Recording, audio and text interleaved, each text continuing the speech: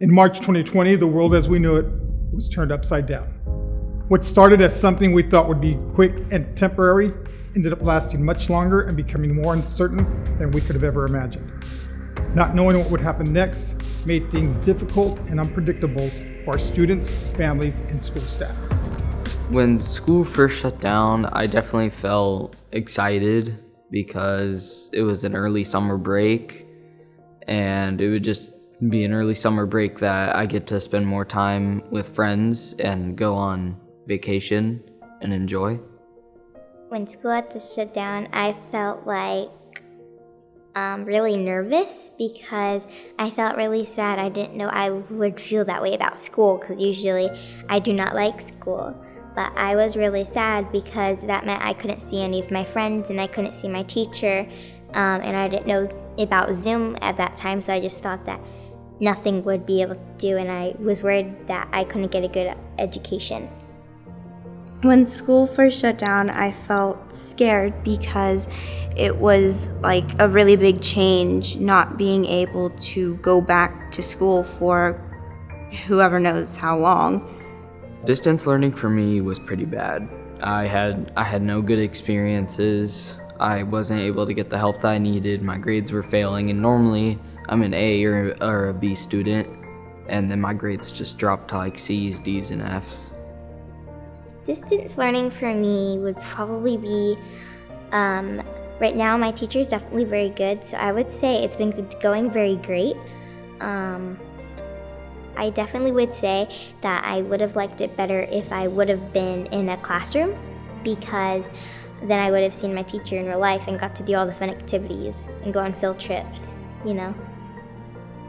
Distance learning was really hard because you can't have like a paper or something in front of you, and then it's harder to talk because everybody else is talking sometimes, and sometimes nobody's talking and you don't want to be the only one talking. Going back to school, I was definitely excited about that for full time because I never realized how much I enjoyed going until it was taken away from me, and how much I got to see friends and talk. And I'm really excited about going back, but I'm also kind of nervous because through that quarantine, I didn't see a lot of people, I didn't go outside a lot, so I just kind of lost most of my social skills. I'm normally a really social person, so I wouldn't know how to come back to school and continue talking with those people.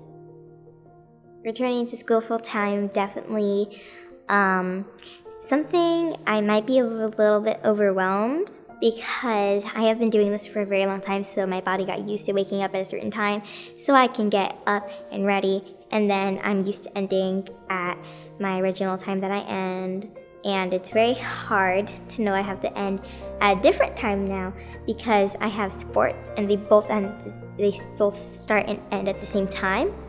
So it's very, very definitely overwhelming a little bit.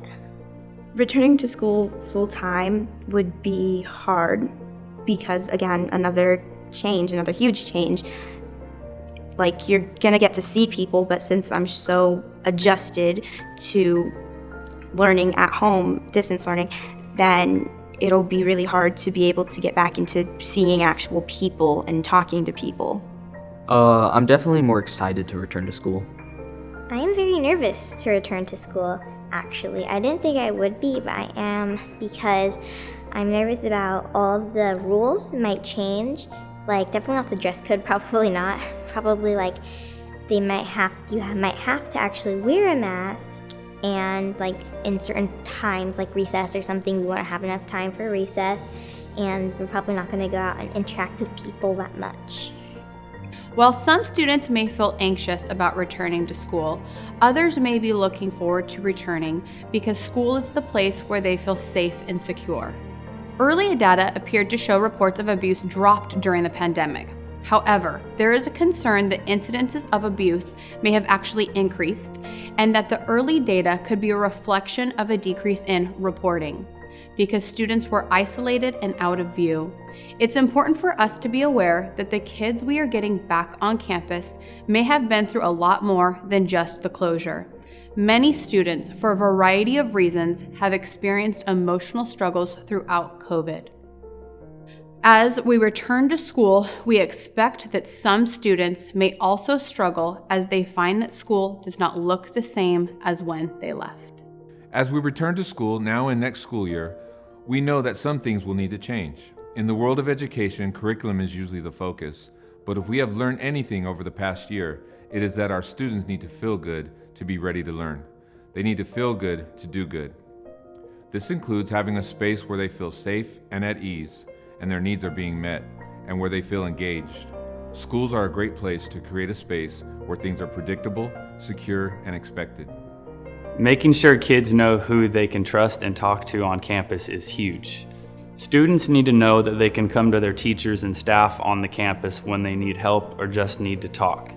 Connection with students, maintaining calm during the storm, keeping things creative and interesting, showing compassion, and allowing for some choice in their day provides students with a sense of empowerment in a time when it feels like they have no control.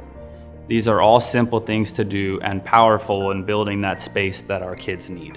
There are so many creative ways that activities can be incorporated into the day to support students' needs and create more engagement. Taking brain breaks throughout the day, bringing fun and energy back into the classroom is a great way to start. We need to think outside the box, now more than ever. We know that even after we create a space for our students to feel safe and connected, we will find that some kids need more support. If you have any concerns about a student, please connect them with someone who can help. All of our campuses have mental health professionals who are prepared to provide the support our kids need. Please reach out and they can help lead you in the right direction. Now, more than ever, we need to prioritize our students' emotional needs and help them feel good so they can do good. For more resources, please visit fresnocares.com.